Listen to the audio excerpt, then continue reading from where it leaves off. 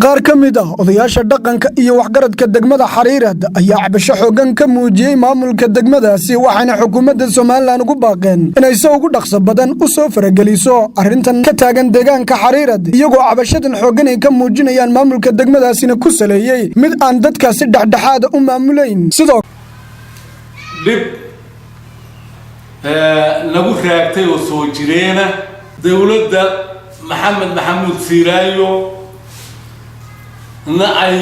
ogtahay ayna indhaha ka laaban wax walba wal madaxweyne ku xigeenka cid walba waa gaarsiina kamana jawaabaan waxa weeyaan dawladdu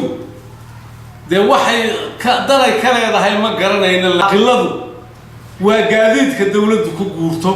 had kasta mid kastoo shaqaalo soo galay wuxuu leeyahay digreeto wasiirka arrimaha gudaha sita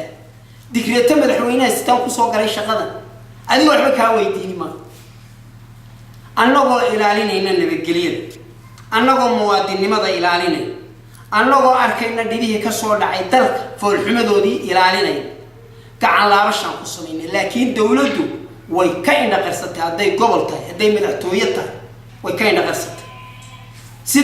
sidoo kale odayaashan dhaqanka ayaa waxay ka hadleen abaaro ba'an oo ka jira deegaankaasi isla markaasina uu yar yahay gargaarka ay helaan ee ka soo gaara xukuumadda iyo deeq-bixiyaasha waxaana iyagoo qaylo dhaan diraya ay yiraahdeen annaga dawlad baan ka tirsannahay calan baan hoos joognaa hay'adaan leenahay maxaa kuwa iyagana garamariyey maxaanu qamaamaynaa dee waxa weeye degdeg ha loo soo gaaro gaarkaanala waa abaarahe dawladdu kolkay abaar dhacday dawladdu dadkooda waa kaalmeeyaan wali waan ka amanay maaragida taa 3 sano inaan haysataa ilaahay baa naga soo gargaaraan taa dawladda waan qayladaan waa la diray waxay soo qaado